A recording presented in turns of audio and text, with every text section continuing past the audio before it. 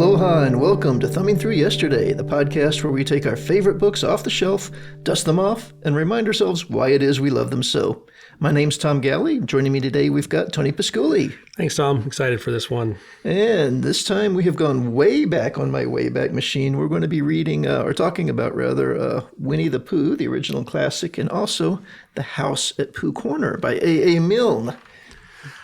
So, why Winnie the Pooh? You know, I might be stretching the definition of favorite here just a little bit. I don't know that I have actually read a Pooh book since I was a child, and was reading alongside with a parent beside me, helping me with some of the words. I certainly remember watching the animated series, at a slightly later point in life. I don't know. I feel warm fuzzies when things Pooh related pop up. Interesting. And I just thought it might be nice to go back and revisit this. So this actually, it's interesting. I'm excited for this one because this is a favorite of mine, and it is a book I reread like every 10 years. Wow. And one of the things about it is I forget how good it is until I reread it, and I'm just like, my God, this book is so good. There are a number of things that really took me by surprise coming back and reading this as an adult. Yeah. Well, how about an example? Well, let's just start right off the bat with the language. Yeah. This is not a children's book written in children's language. This has got some fairly complex sentence structure, some really deep vocabulary. Not Lovecraft deep, but still some pretty deep vocabulary. And it's charming, and it reminds me, everything reminds me of Douglas Adams, right? This reminds me of Douglas Adams. So much of Douglas Adams. Or maybe now Douglas Adams reminds me of A.A. Milne. Maybe that's the way it goes. But, I highlighted one passage that I just think shows this off really well. Pooh's trying to get some honey from bees in the top of a tree, and he's practicing a deception. He's tied himself to a balloon painted blue. He's painted himself black as if he were a storm cloud, thinking that the bees will ignore him. He's asked Christopher Robin to get an umbrella and walk back and forth, looking up and saying, "Oh my, I think it might rain." And this is the quote from Pooh. "I think if you did that, it would help the deception which we are practicing on these bees." I mean, what a clever way of phrasing that. And this is from the bear with very little brain. Yeah. What a delightful way to expose children to the power of language, This struck me as I was reading it because the humor is also incredibly deadpan, and there's much of it. It's deadpan in the way of Neil Gaiman and Douglas Adams, like you said. It's a very adult book, by which I mean that I don't think a child would enjoy reading this book, per se. I think it is a book that is designed to be read to a child. Yeah. And I think that way, a big part of what makes this book fun, and particularly I think if that's the way it's presented to a child, is that there's a sense, especially with the Christopher Robin character, there's a sense in which the child is allowed to feel smarter than the animals, but the child is also being introduced to a world which is much more sophisticated than they know. But they're being guided into it by an adult. But there's this promise of stuff, of interesting thing, of the world's an amazing place, and we're just scratching the surface here, buddy. But let's stay here safe in the 100-acre woods for now until you're ready. Yeah, it's wonderfully innocent and delightful, and with a promise of things to come that are amazing. And that is what I love about these books. It really is. And the character interactions. Now, one of the things that struck me working my way through this is Pooh, who is arguably the hero of all of these, is not the finest example of humanity or bearity out there. Pooh has a selfish streak in him. He does have a bit of a selfish streak. He fights against it, and in the end, he usually ends up doing the right things. But many of the situations that we find the characters find themselves in come about because they're motivated by undesirable things. I have no recollection whatsoever of the plot to kidnap Roo, for example. Right, so Kanga and Roo show up in the 100-acre wood, and the other animals are alarmed by this. So Rabbit and Pooh and Piglet hatch a scheme, largely Rabbit's scheme, that's mostly to Rabbit. Kidnap Roo and use this to force Kanga and Roo out of the forest so that they don't have to share Christopher Robin's attention. Yeah, I feel like that's Rabbit's thing. Rabbit's a little bit more conniving than Pooh. I think Right, Pooh and but Piglet go along with it. They do go along with it, yeah. And poor Piglet ends up paying the price. He gets himself bathed and his ears scrubbed. And, Yes. Poor Piglet. and of course, it works out all to the better, and everyone becomes friends. But In the follow-up book, I don't know if we're going to hop back and forth between books, but sure, there's a similar plot which Rabbit hatches to take Tigger down a notch. Tigger has too much bounce, and we need to get him lost in the woods so he'll become a sad and small Tigger. Yeah, and of course it backfires horribly, and Rabbit gets lost in the woods and becomes a sad and small rabbit who gets rescued by Tigger. Just overjoyed to see Tigger. So I guess, in a way, these are good lessons, right? Because you could see a child having this issue. It's like, oh no, there's another baby coming. I won't have as much attention. I'm going to act out.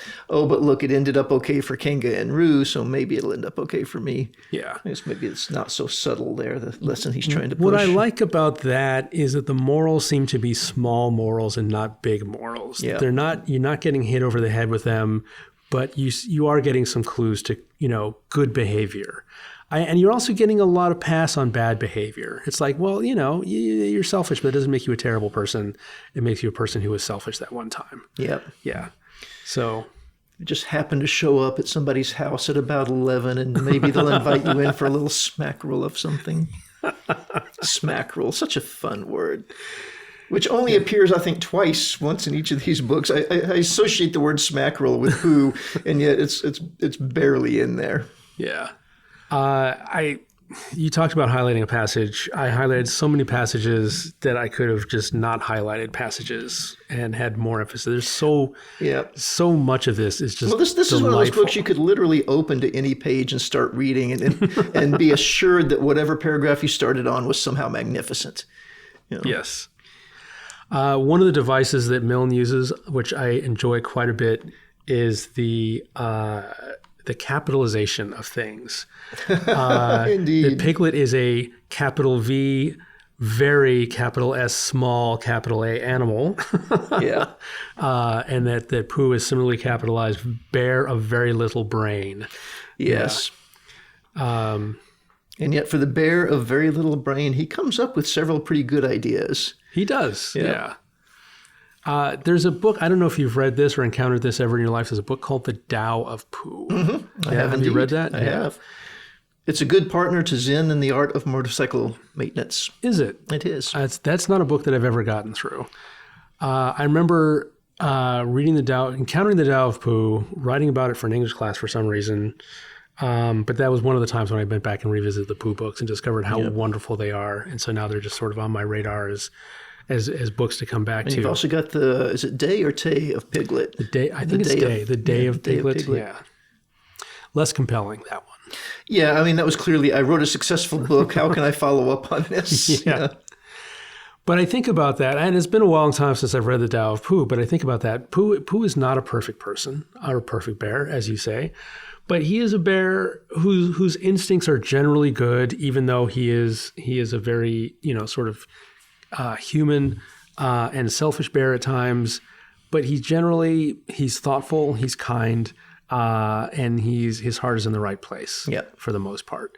And when he gets led astray, by cleverer animals like Rabbit. And when he makes mistakes of his own accord, he generally just suffers the consequences and bears them with good grace. Yeah. Yep. And things tend to work out okay because he just kind of he has this, wonderful Taoist non-attachment to anything beyond honey, really. Yep. And his friends. And his friends, yeah. So one of the things that, how about this? Actually, I was going to say one of the things I don't like about this book, but let's save that for later. Do you have a favorite story of all of these stories? There's 20 stories, I think, between the two books. I took a distressingly small number of notes and highlights just because I was having such a good time reading it. I didn't want to ever break the flow. The one in which they're trying to find a new house for Owl, I think, is just a magnificent, because it's clever, it's funny, and yet it is one of the finest examples of self-sacrifice and community and love of friends that I think is to be found in these books. Yeah, that is wonderful. So the story is that Owl loses his home in a storm. It gets blown over. The tree gets blown over. And everyone's looking for a new home for Owl. And that Eeyore, of all people, finds a perfect replacement home. And the replacement home happens to be Piglet's actual home.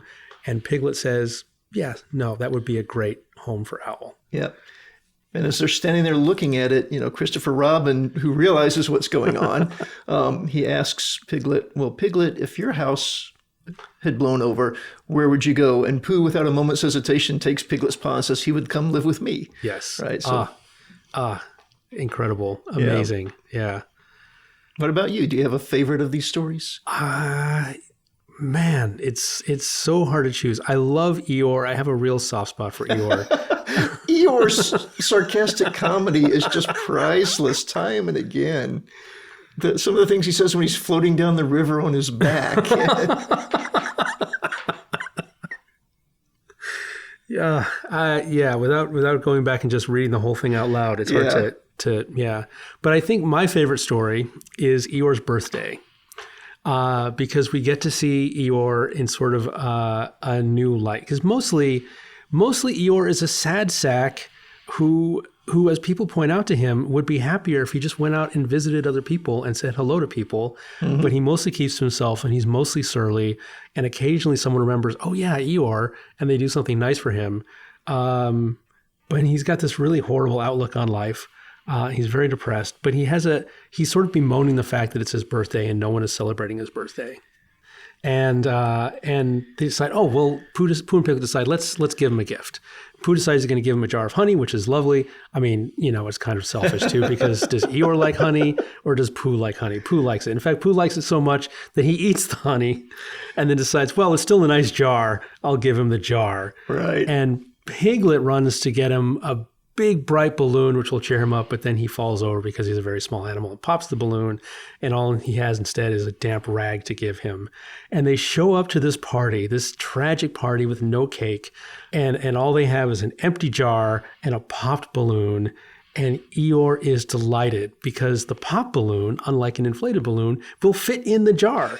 And the jar is perfectly sized to put things in, and he spends the rest of the day taking his balloon in and out of the jar. Yep. And that is just so charming. And it's so nice to see Eeyore happy for once. Yes. And under such unexpected circumstances. Yeah. So that was just wonderful. That's my favorite story, I think. Yeah. That's a good one. Yeah. Eeyore gets a little bit heavy at times, but he's usually offset by the other characters. He's so dark. I have to think that A.A. Milne, so these stories he told to his son, Christopher Robin, and then set them down later. And you can just see, it's like, oh, okay, I need to tell another story to my child who has an unending appetite for stories. And you can just tell he's trying to amuse himself as he's telling these stories. Yep. And he does such a great job of making these wonderful, bright, vibrant characters that really come to life. And at the same time, it's so much fun for him. He's really amusing himself even more, I think, than he's amusing Christopher Robin. Yeah. And I love the fact the first book actually starts with him talking to his son. Yes. And then when he's telling the story and he introduces Christopher Robin, and Christopher Robin's like, is that me? He's like, yeah, the same. Yeah. And the description of him walking, he's always dragging the Pooh Bear by the back leg. And and he's going the head thump, is consistently thumping up and down the stairs. Yes. Makes me wonder what the head is stuffed with, that you actually get that much of a thump. But whatever. That's a good point, because we know that their heads are stuffed with fluff, because only rabbit and owl have brains and all the other animals have fluff in their heads. So that's why they can't think. Yes. Yeah. As another nice moment for Eeyore, Eeyore has recently learned about the letter A, which you can make with 3 sticks.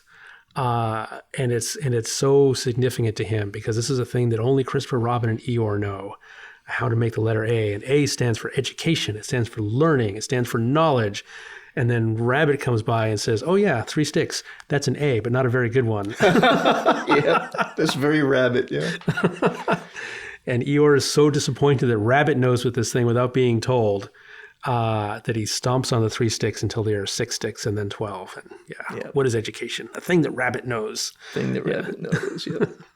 I love the fact that one of the reasons Owl is respected for being so very intelligent is because he can spell Tuesday. But not correctly. Not correctly, but still. But they keep coming back to this. This isn't the sort of thing you did in the house of somebody who could spell Tuesday. Yes. I love it. I love the fact that, even though he can't spell it correctly, he still gets credit for spelling it. Yeah. And the distinction is that he can spell it well enough that you can distinguish between Tuesday and Wednesday. Yes. Owl, who cannot even spell his own name. He spells it Wall. It's W-O-L. All the letters are there. Yep. Right? Yep. It's his name. He can spell it however he chooses. Yeah. This is also the same owl that nailed Eeyore's tail to the side of his house as a bell pull. Yes. Owl, who thought it was a bell pull in the wild, just hanging on a bush, and pulled it, but no one answered. Yeah, Owl is not very bright, actually. Yes. Yeah. None of the animals are. So these books actually remind me a lot of, we talked about Douglas Adams for the deadpan humor, because it really is just so wonderfully deadpan, but also reminds me a lot of Calvin and Hobbes. Oh, yeah, I can totally see that.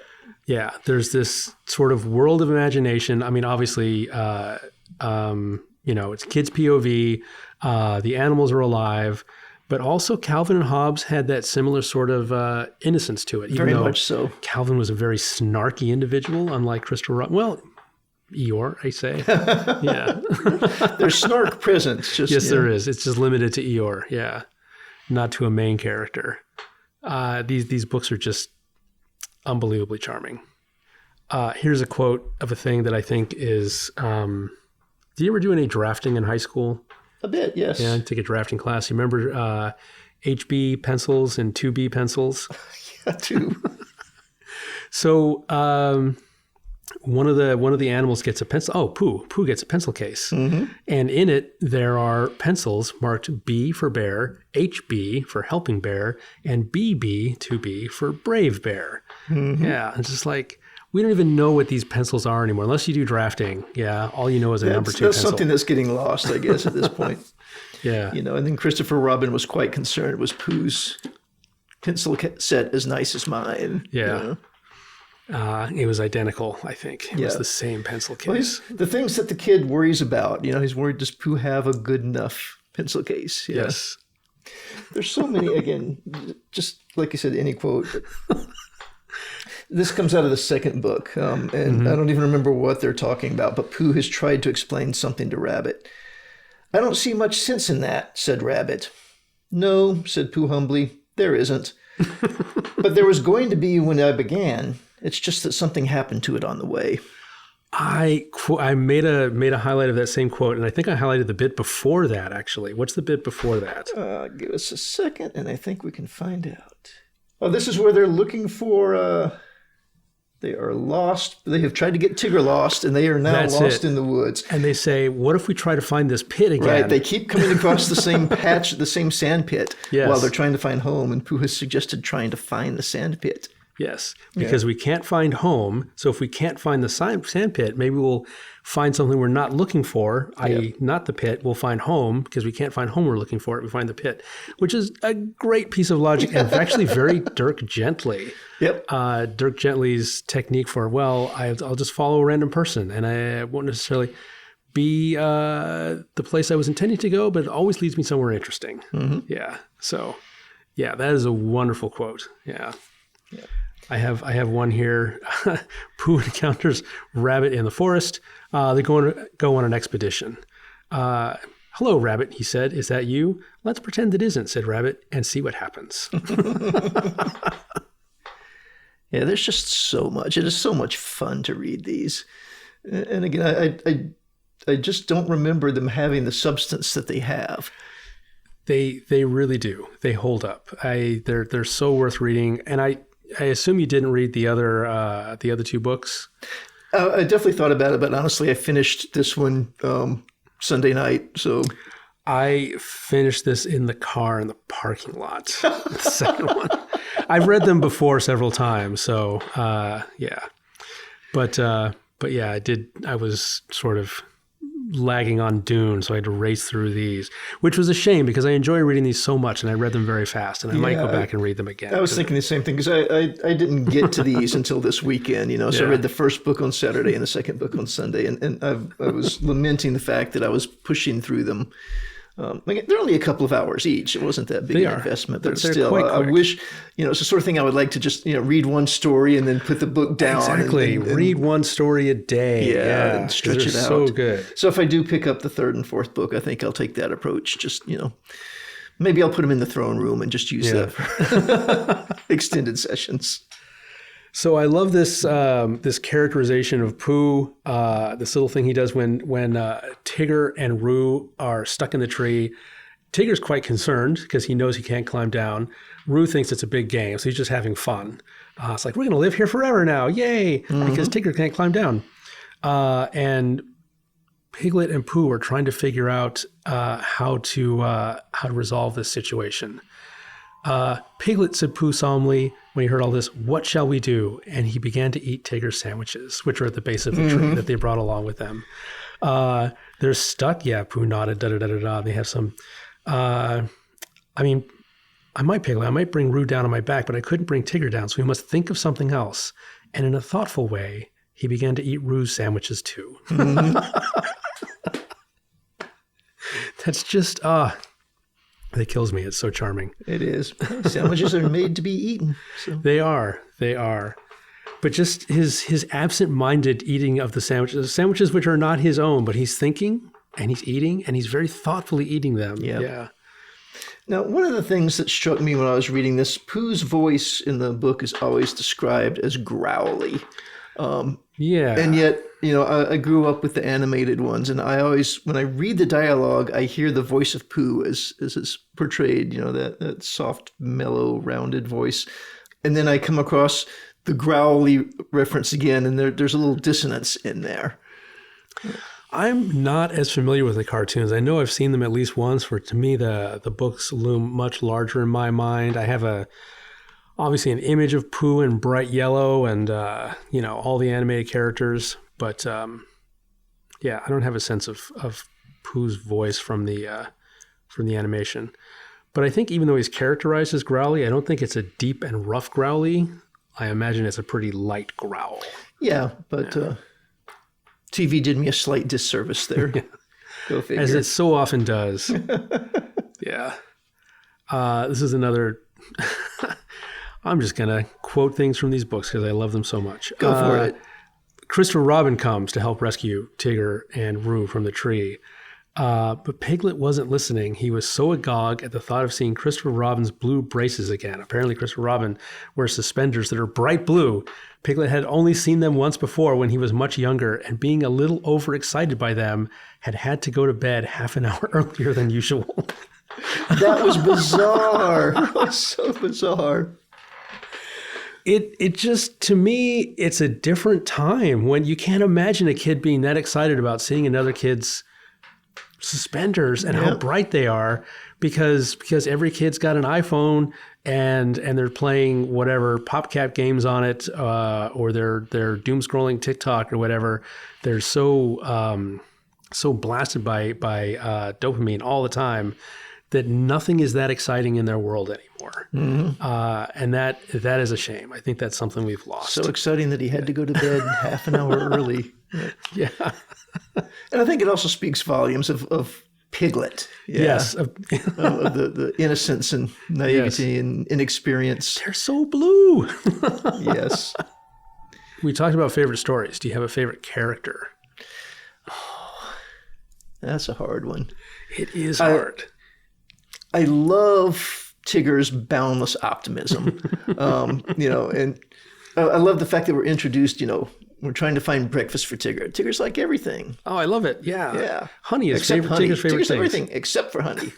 And acorns. Acorns is Tigger's favorite things. And I'm actually reminded of Doctor Who when Matt Smith came in and he's trying to figure out, like apples, hate apples, like this, it ends up with fish fingers and custard, which I think is British for fish sticks and custard. I think fish fingers and fish sticks or something. Anyway, but yeah, that same sort of climbing is what tigers do best. Yeah. Right?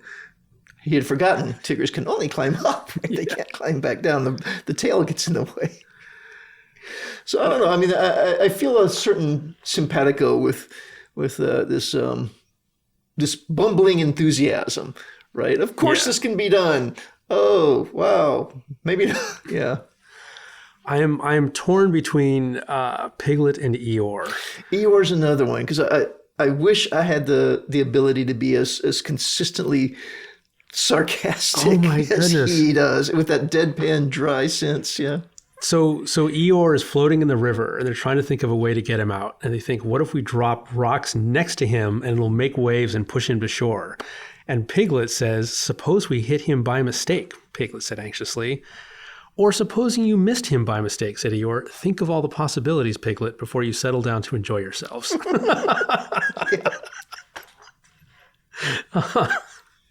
Oh my God. I think Eeyore is consistently the funniest character. He's the only reason he wouldn't necessarily be my favorite character is he's such a negative. He's consistently negative. He's incapable of being not negative. Although he does, find Owl a house. He does, yeah. He's the one that comes through there. And I think when Piglet offers up his house, he does it as much so as not to take away Eeyore's victory as he does to provide Owl with a house. Yeah. I agree. But I don't know. I think on balance, I like Piglet better. For his very noble sacrifice, he's a very small animal, and yet he's always going on these adventures with Pooh, and he's just nervous as hell. Yep. But that doesn't stop him from going. It doesn't stop him. Yeah. In fact, he saves them when Owl's house blows over. The three of them are trapped in there. They would still be trapped in there if it weren't for Piglet. Yeah. Yeah. He's always thinking, they're going to hunt a heffalump, and he's like, what if there is a Huffalump? Maybe I should go and look to see if there's one first. And if there is, I can go home and pretend I didn't. Mm-hmm. That Heffalump trap. Yeah. And there's, this is actually something that I love. There's a continuity in these books. Events that happen in one story continue to impact the characters in subsequent stories. Owl's tree blows over. He's now without a house. That has consequences, right? Yeah. They dig a pit to trap a heffalump. That has consequences later on. Yes. This book really made me wish I lived next to a lazy river with a bridge on it so that I could play Pooh Sticks. Oh, Pooh Sticks. What a great game. Indeed. Just sitting there that's not doing nothing, right? Doing nothing is a separate category from playing Pooh Sticks, but it's awfully close to doing nothing. Yeah. Kind of sad how the second one ended.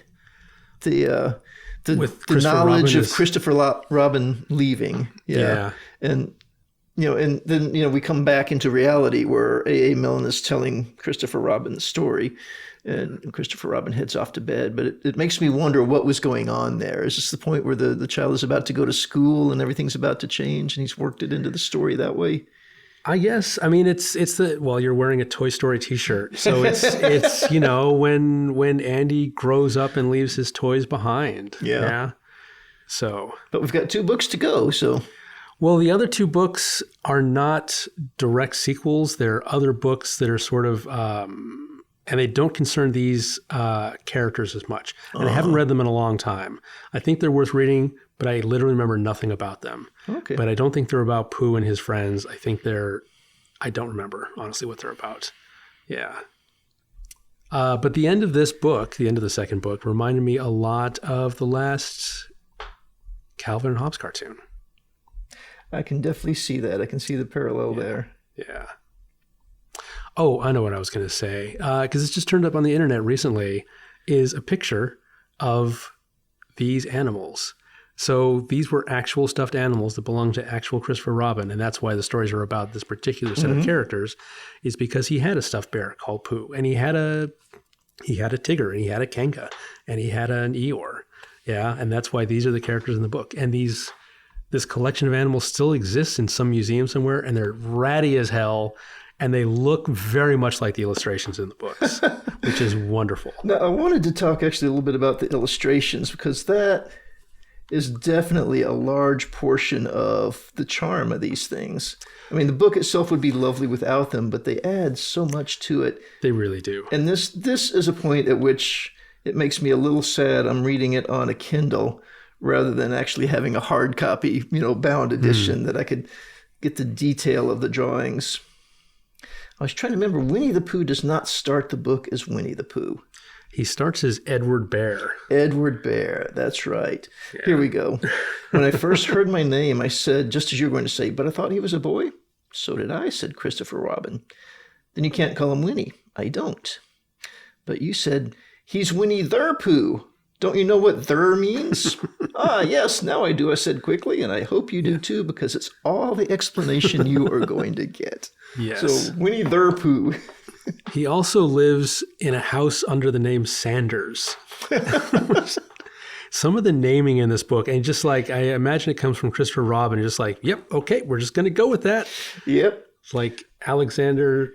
one of Rabbit's relatives is named Alexander Small or something like that. Mm-hmm. Alexander Beetle. Alexander Beetle. Alexander Beetle. I love the fact that Rabbit has so many relations and whatnot. Yeah. You were talking about him living under the name of Sanders. Yes. We get a parenthetical aside, which I think is the only time he does this in the course of a story. What does under the name mean? Asked Christopher Robin. It means he had the name over the door in gold letters and he lived under it. Winnie the Pooh wasn't quite sure, said Christopher Robin. Now I am, said a growly voice. Then I will go on, said I. There's a sense in which, so obviously he's telling these stories about these toys for his son, but there's a wonderful back and forth, which is obvious because he was telling them before he wrote them down, where Christopher Robin clearly asked a question and he answered it, and is a wonderful sort of yes-andy quality to it, where he never contradicts him. He just like says, yep, that's exactly right. That's it. That's going in the story now. That's canon. Yes. Yeah. So I'm giggling to myself because I'm reading through a list of quotes that I highlighted. Somebody took something from Eeyore. His tail? Yes, he lost his tail. Yes. Somebody must have taken it, said Eeyore. How like them. Yeah, Eeyore never fails to entertain. Oh, and then who is it? Someone lives... Piglet? Is it Piglet who lives in a house that says Trespassers W on it? Right. Which he has to explain is short for Trespassers Will, which is short for Trespassers William. Yeah. He has an ancestor named Trespassers, or a family member named Trespassers William. Fun fact, there is an indie band, or they're defunct now, they're called Trespassers William. Oh, what a good name. Yeah. All right, this is not exactly what I'm talking about with the back and forth, but it's that sort of that sense of not really sure what we're talking about, but let's pretend that we do. They're talking about heffalumps. I saw one once, Piglet said. At least I think I did, only perhaps it wasn't. So did I, said Pooh, wondering what a heffalump was like. You don't often see them, said Christopher Robin carelessly. Not now, said Piglet. Not at this time of year, said Pooh. Yep. Such wonderful yes-anding. Yeah, great improv. And that carelessly, he has a lot of that. That happens often where somebody will say something carelessly. Yes. Right? And, Piglet does that when he's trying to fish Pooh promised him a poem about his epic rescue.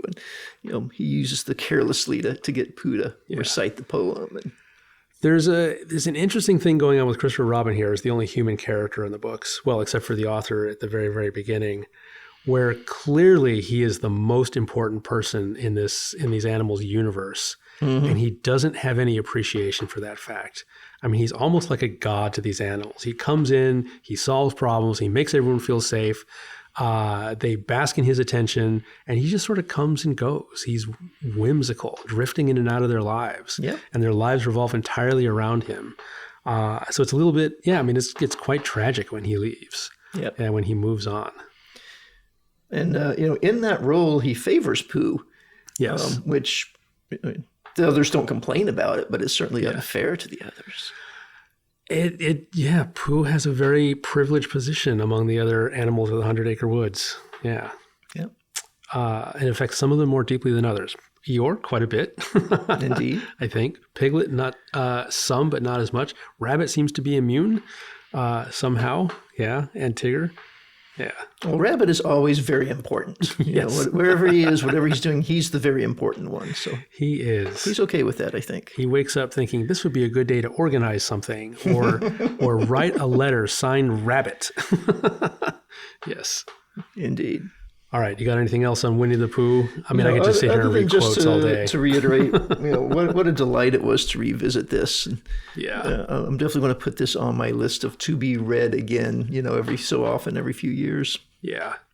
This is one of those books, and I don't have very many books as physical books anymore. That's not true. I have tons because I'm trying to get rid of them, but I don't buy new books. I try to read stuff on a Kindle because books take up so much space. Mm-hmm. But this is a book that's worth owning as a book because it's the kind of book that you just want to see it on the shelf and it makes you happy that it's there and you can pull it off and just thumb through it. And as you say, you could flip to any page and find something worthwhile on that page. Yep. Yeah. It's just a delight from beginning to end. It's a book that should be a book and not just live on a Kindle. All right. What's next? Well, we're going to try something new. I actually have a friend who has asked to come on the podcast and join us with one of her favorite books for next time. Exciting. And we will be reading Huckleberry Finn. Huckleberry Finn, the great American novel. Twain, yeah. Something I certainly haven't visited since high school. I read it recently, and it's an interesting book, and it was a surprise to me when I read it recently. But we'll talk about that next time. In 2 weeks. Read it again. See you in 2 weeks.